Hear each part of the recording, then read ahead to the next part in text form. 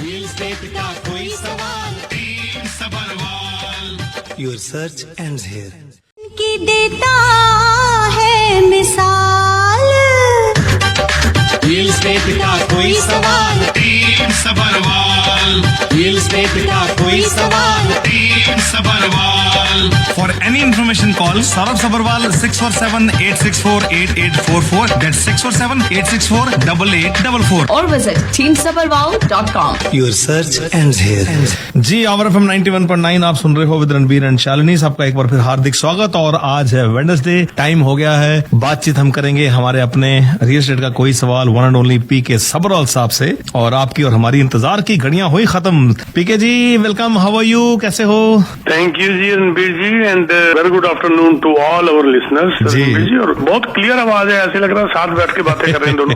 सही बात है जी। थैंक यू क्लियर आवाज है। थैंक यू जी, बहुत मेहरबानी, थैंक यू सो मच। और बड़ा अच्छा लगता है आपसे बात करके। और आज काफी मुद्दे हैं, वन बाय वन कुछ मैसेजेस भी हैं, वन बाय वन मैं आपसे पूछता हूँ। पहले बात करते हैं कि इन्फ्लेशन की, जो रेट जो थोड़ा सा बढ़ गया है और इसका क्या इम्पैक्ट पड़ेगा रियल एस्टेट मार्केट के ऊपर। जो रणबीर जी, उम्मीद किसी को भी नहीं थी कि इन्फ्लेशन आगे बढ़ेगा। सब यही, यानी कि ये जो है, अगर हम बड़े बड़े इकोनॉमिस्ट की बातें करें, बीमो कह रहा था कि ये इन्फ्लेशन जो है ये 2.7 से कम होकर 2.6 होने की उम्मीद है। टीडी कह रहा था 2.5 होने की उम्मीद है फ्रॉम 2.7। जो ब्लूमबर्ग ने सर्वे किया था, और सर्वे करने के बाद उन्होंने ये निकाला कि 2.6 के आसपास आ जाएगा। हर ये सरप्राइज ऑफ द ईयर कह लो एक किस्म से, आप सरप्राइज ऑफ द ईयर है। और इसके अंदर जो ये इन्फ्लेशन बढ़ी है, ये मेरे हिसाब से मैं इसको काउंट नहीं करूंगा, क्योंकि इसके अंदर सबसे ज्यादा जो है ना वो शेल्टर कॉस्ट और सर्विस कॉस्ट का असर हुआ है, और ये टेम्परेरी होता है सर्विस कॉस्ट। और दूसरी बात एक और है कि ये जो इन्फ्लेशन थोड़ी बढ़ गई, ये एक बार है। मतलब कि जैसे अभी टीडी के सीनियर इकोनॉमिस्ट हैं जेम्स ऑरलैंडो साहब, उन्होंने बड़ी अच्छी बात कही कि one bad inflation print doesn't make a trend. एक बार गिरने का कोई ट्रेंड नहीं बन जाता है। सही बात है। और ठीक है ना, ट्रेंड नहीं बनता। और दूसरी बात एक और है कि इसका रियल एस्टेट में क्या असर पड़ेगा। ये अभी भी ये टारगेट है बैंक ऑफ कनाडा का, वो 1 और 3 के बीच में था, हम उस टारगेट के अंदर है। 2.7 जो है, हम लोग 2.9 जो है टारगेट के अंदर है हम लोग, तो we are within the target. मेरे को अभी भी उम्मीद है, अभी तो एक बार और भी आना है। 16 जुलाई को अभी एक रिपोर्ट सीपीआई की और आनी है, और मुझे पक्का पता है कि वो सीपीआई की रिपोर्ट जो आएगी उसमें इन्फ्लेशन नीचे आएगा। और ये 24 जुलाई को ये इंटरेस्ट पॉजिटिव जाएगा, मतलब कि इसका इंटरेस्ट कम होने की उम्मीद है। नहीं तो हमने पहले कह ही रखा है कि जुलाई में अगर चांस कम होगा तो ये 4 सितंबर, नेक्स्ट 4 सितंबर को है। और 3 बार होना है, बस ये मान के चलो 3 बार इंटरेस्ट नीचे कम होने की उम्मीद है। ये 4 बार से लगातार नीचे हो रहा था, तो अचानक एक बार ऊपर आएगा, ये तो होता ही है। पर सुना था कि पहले टोटल 4 बार नहीं थी किसी को, 4 बार हो गए, टोटल 3 बार हो गए इस साल। 3 बार नहीं, ये इन्फ्लेशन की बात कर रहा था। अच्छा, इन्फ्लेशन इंटरेस्ट रेट तो 3 बार की उम्मीद है ही है।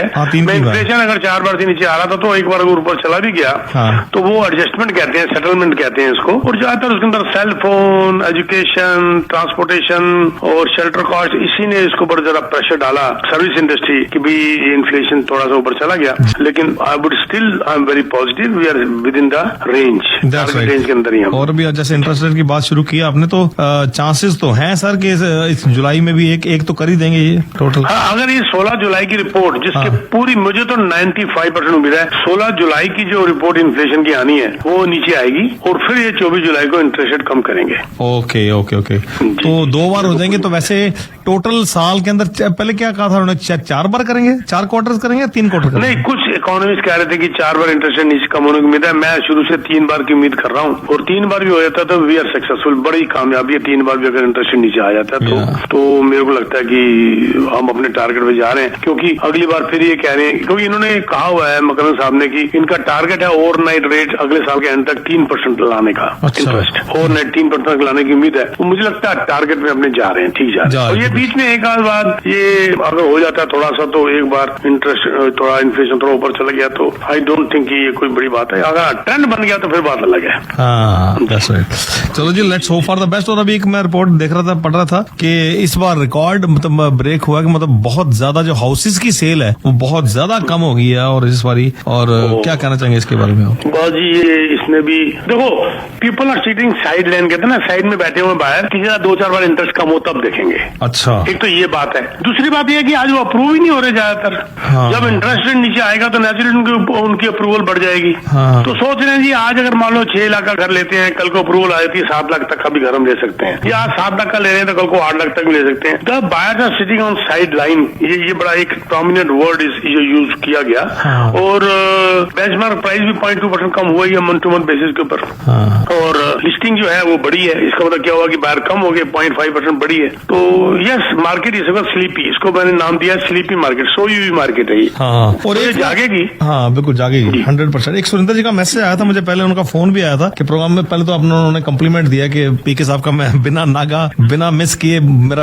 इंतजार होती है और प्रोग्राम सुनता हूँ, बड़ा प्यारा प्रोग्राम करते हैं और बड़ा नॉलेज मिलती है हमें, कई सालों से सुन रहे हैं वो। सुरेंद्र जी थैंक यू सो मच। और मैंने आपका मैसेज पीके जी को दे दिया है, कम्प्लीमेंट्स जो आपने दिए हैं। और पीके साहब उन्होंने ये ना कंसर्न पूछा आपसे कि बड़ा डिटेल में मेरी बात हुई है। वो कहते हैं कि पीके साहब से पूछना कि जो ये गवर्नमेंट ने स्टेप लिया है, क्या ये जो बहुत ज्यादा आग लग गई थी, लगातार 8-8 लाख के लोग मकान 1.2 मिलियन 1.5 मिलियन मांगने लगे थे, क्या उसको रोकने के लिए किया है, या इन्वेस्टर जो है वो ठीक है 15-20% डाउन दिया और एक 6-6, 8-8, 20-20 घर ले लिए, या उनको रोकने के लिए इतना ज्यादा बढ़ा के रेट और अब फिर क्वार्टर कम कर रहे हैं? क्या आपको लगता है? देखो जी, मेन तो उनका ये था कि भी आम आदमी घर ले सके। हाँ, उनको इन्वेस्टर से इस चीज को मतलब नहीं है। इन्वेस्टर के लिए तो वैसे ही उनको 20% मिनिमम देना ही पड़ता है। हाँ। और जो पैसे वाले हैं, मिलियन से ऊपर का अगर घर लेते हो आप, तो उनको भी मिनिमम 20% देना पड़ता है। ठीक है। तो ये मेरे ख्याल से जो हॉट मार्केट हुई है ना, अब मैं आपको हॉट मार्केट के बताऊं, फिगर दूं, आप दंग रह जाएंगे।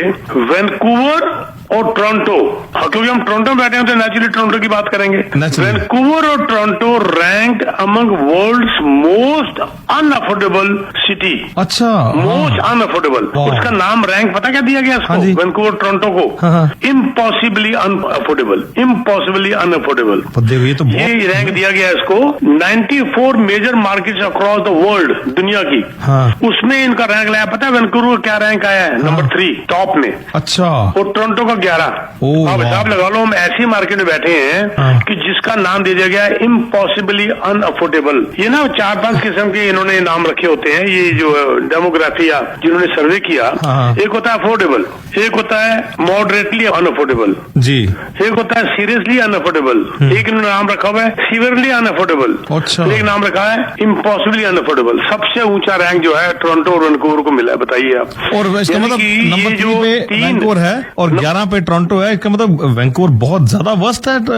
टोरंटो वर्स्ट है, टोरंटो भी वर्स्ट है सर, टोरंटो से भी वर्स्ट है। देखिए ना, पॉसिबली अनअफोर्डेबल में टोरंटो भी आ गया, वैंकूवर भी आ गया। अगर आप इनको जो पॉइंट्स मिले हैं, वैंकूवर ने स्कोर किए 12.3। 3 से जब ऊपर पॉइंट चला जाता है तो वो अनअफोर्डेबल शुरू हो जाता है 3 से, और ये है 12.3। और टोरंटो है 11th 9.3। अब देखिए, इम्पॉसिबली अनअफोर्डेबल 9 से ऊपर जब चला जाता है तो इम्पॉसिबल अनअफोर्डेबल हो जाता है। जब 3 इसका थ्रेशोल्ड आ जाता है तो ये अफोर्डेबल कहलाता है। अब मैं आपको 2-3 एग्जांपल देता हूँ छोटे से। जी। 8वां वो सीवियरली अनअफोर्डेबल क्योंकि वो 5.3 है। मॉन्ट्रियल 5.8 है। अच्छा। और किसका एडमंटन की बात करते हैं 3.6 है, वो फिर भी क्लोज आ गया अफोर्डेबल के। लेकिन टोरंटो और वैंकूवर के अंदर तो इम्पॉसिबली अनअफोर्डेबल, ये नाम ही डराने वाला है कि आप ले ही नहीं पाएंगे घर। सर मेरे पास 1.5 लाख कमाई वाले लोग आते हैं, बैठते हैं और दुख होकर चले जाते हैं। मैं कहता हूँ जी आपका डिपॉजिट कितना है? वो कहते जी 25,000। इस महंगाई में 1.5 लाख कमा के 25,000 जोड़ना बड़ी बहादुरी का काम है। अब 1.5 लाख के अंदर 4.5 लाख 6.25 लाख के अंदर कोई मिलता नहीं है। अपार्टमेंट कहते जी 2 बच्चे हैं, अपार्टमेंट में कैसे रहेंगे? अपार्टमेंट की अफोर्डेबिलिटी और कम हो जाती है क्योंकि इसके अंदर आपकी काउंटर फीस वगैरह भी काउंट हो जाती है। तो ये वर्ड जो है इम्पॉसिबली अनअफोर्डेबल, ये वाकई ये राइट वर्ड इसके लिए यूज किया गया है और ये अच्छा सर्वे हुआ था। तो बाकी जैसे लेकिन मैं चलो डराता जा रहा हूँ, लेकिन मैं एक अच्छी भी बात दे दूं। बीमो का जो सर्वे आया, उन्होंने कहा जिस हिसाब से इंटरेस्ट रेट कम होने शुरू हो रहे हैं, बीमो ने ये भी कहा है कि ये अभी भी इस बात को मानकर चल रहा है कि ये इंटरेस्ट रेट जो है जुलाई में अभी भी नीचे आ सकते हैं। लेकिन ऑन दी होल 3 बार तो आने हैं। वो कह रहे हैं कि जिस हिसाब से इंटरेस्ट रेट नीचे आने शुरू हुए हैं और जिस हिसाब से जो भी लोगों की इनकम्स वगैरह बढ़ेंगी, ये अफोर्डेबिलिटी 2027 तक बहुत हद तक इम्प्रूव हो जाएगी। 2027 तो 3 साल ही तो रह गए, क्योंकि आप देखो ना, जब बैंक ऑफ कनाडा कह रहा है कि इन्होंने ओवरनाइट 3% लेके आना है अगले साल के एंड तक, अभी तक तो उनकी बातें ठीक ही निकली हैं। बिल्कुल सही बात है। तो अगर ये आ जाता है हाँ। तो नेचुरली अफोर्डेबिलिटी को बहुत ज्यादा एक बूस्ट मिलेगा। ओके। अफोर्डेबिलिटी को बहुत देखो, इंटरेस्ट रेट अब जैसे फॉर एग्जांपल हम कॉन्डो की बात करते हैं, जब ऑक्यूपेंसी आई तो मेरे को कईयों को फोन आया, सर जी हम तो 3600 3700 4000 महीने का हम ऑक्यूपेंसी फीस दे रहे हैं, $4000। कहते हमने तो सोचा था, जब कैलकुलेट किया था वो 2700 बनता था। हाँ। वो इसलिए बनता था कि जब ऑक्यूपेंसी आप करते हैं तो आपके एग्रीमेंट में लिखा हुआ है, मान लीजिए एग्जांपल प्राइम +1 आप इंटरेस्ट देंगे उनको, जब आप मॉर्गेज नहीं देते तो आप इंटरेस्ट प्राइम +1 देंगे। तब था प्राइम मान लीजिए 1%, तो आपको इंटरेस्ट देना पड़ रहा था 2%, तो आपने कैलकुलेट किया तो ये सारा बन गया 2700 2800 3000 बन गया। आज प्राइम 6.95, उसके ऊपर 1% ऐड कर लो तो 7.95, 8%। कहाँ 2%, कहाँ 8%। आपकी ऑक्यूपेंसी कॉस्ट इतनी बढ़ गई। वो ब्लेम कर रहे हैं बिल्डर्स को, बिल्डर का कोई है नहीं, बिल्डर भी तो आगे देने हैं, आपसे लेकर जेब में थोड़ा रखने हैं, बिल्डर ने भी आगे देने हैं। तो हालात ऐसे हैं ना कि जी बड़ा महंगा हो गया, लेना मुश्किल हो गया, क्योंकि हालात ऐसे हो गए। ये हालात जब ठीक होंगे लेना फिर ठीक हो जाएगा। अफोर्डेबिलिटी बीमो का सर्वे कह रहा है कि 2027 तक ये बहुत हद तक अफोर्डेबल हो जाएगा। हाँ, तो वैसे तो जो कुछ लोग बात कर रहे थे कि जो सरकार शायद चेंज जो हो जाती है, 25 में इलेक्शन आ जाते हैं तो उसके बाद भी कुछ चांसेस हैं कि कुछ शायद एकदम ग्राफ आ जाए। बिल्कुल सर, सोई सरकार है, मैं तो कहूंगा कोई आए, कोई बदलाव आए।